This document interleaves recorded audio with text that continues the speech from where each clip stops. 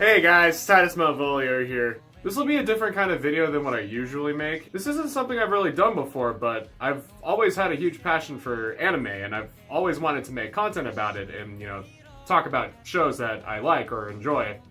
But working a full-time job as I do, I just don't really have the time. That being said, there is one show in particular that I've recently watched, or have been watching I should say, that I really wanted to talk about and praise, and so here we are. Welcome to my basement. Now, I've been watching anime seasonally for about the past couple of years, but I also have this huge backlog of shows that have come out in the past 10 years or so, it's some even before that I've been working on consistently and slowly but surely for the past couple of years.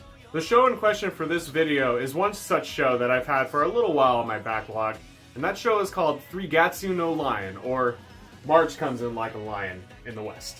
A beautiful show based off of an original manga by author-illustrator Chika Umino and animated by Studio Shaft. 3 Gatsu tells the story of Rei Kiriyama, a 17-year-old professional shōgi player and high school student living on his own in an apartment in Tokyo. Through flashbacks in the first half of Season 1, we learn how Rei came to get involved with shōgi, how and why he came to live in Tokyo by himself, as well as what happened to him and his family in the past that drove him to this point he's at in the present of the story. Rei is an extremely complex individual with complex emotions, who lived through one of the worst tragedies I could ever imagine for anyone at an incredibly young age. Back when Rei was in elementary school, he learned that he had an aptitude for shōgi by playing with his father.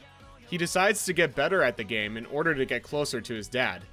Later down the line, he comes back from a school trip to find that his younger sister and his parents all passed away in a traffic accident. Suddenly alone in the world, he gets adopted by his father's friend, who happens to be a professional shōgi player, and becomes his apprentice in shōgi. He becomes absorbed in the game to please his adoptive father to the point where he gets so good at it that he's later resented by his adoptive brother and sister as a result.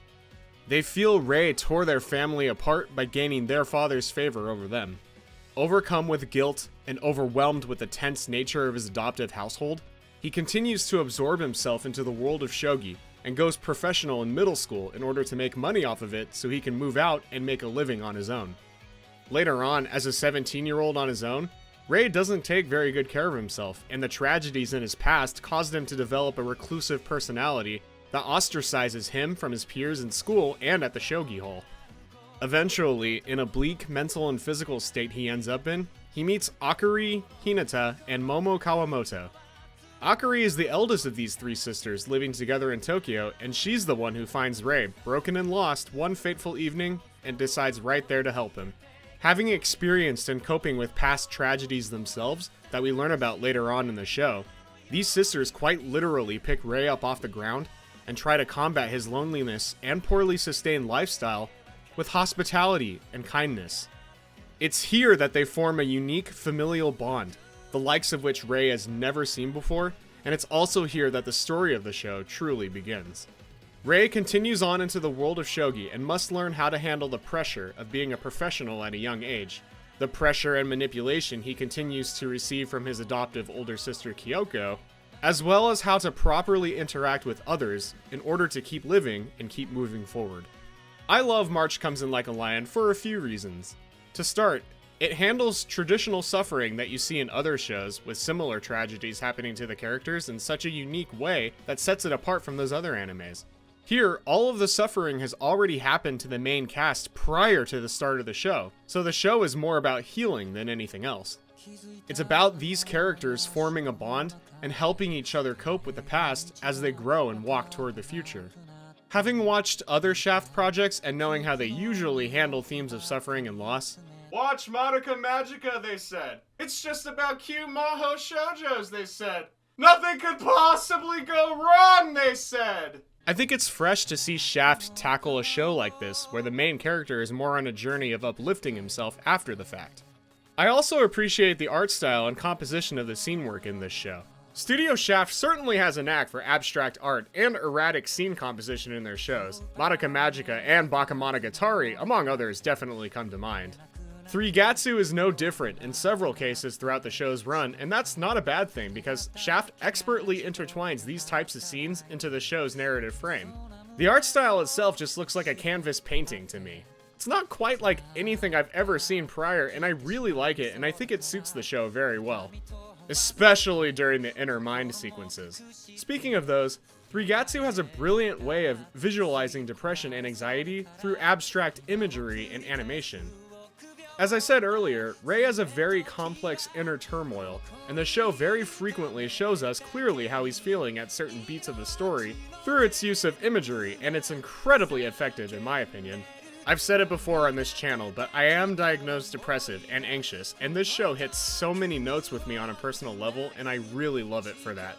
Rei's story may start off tragically, but his journey in self-discovery and healing, even after everything that happened, is one that I can't ignore. It's gorgeously drawn, beautifully animated, wonderfully voice acted, and, not to mention, it ingeniously interweaves genuinely hilarious moments in to break the tension of the deeper scenes, and none of it ever becomes overbearing or wears out its welcome.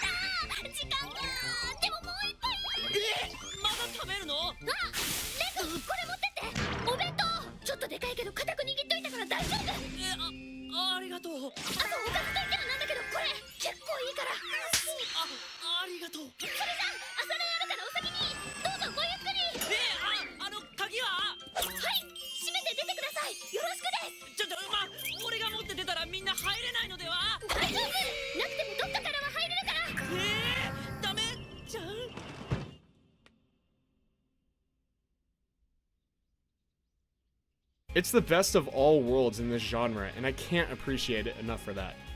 March Comes in Like a Lion first aired in 2016, and it's currently on the back half of its second season right now, so if you've never heard of the show until now, or know about it and haven't checked it out yet, I strongly urge you to do so. Don't take my word for it. I know shows like this aren't for everyone, so if anything, give it 3 episodes at least to see if it's something you'd enjoy and would like to pick up. I promise, if you do end up enjoying what you see, that you'll be glad you did. Thank you guys so much for watching. Like I said, this is a new kind of video for me, so I wasn't totally sure how I should structure it, but let me know if you'd like me to keep making content like this in the future, maybe talking about shows that I'm currently watching from this current season or something else on my backlog. Anything anime related, because like I said, I do have a huge passion for anime, and I've never really done content about it for my channel. And I would love to continue talking about it and share my passion with like-minded people such as yourself. So, thank you guys again for watching. Have an excellent day, and I'll see you next time. Bye!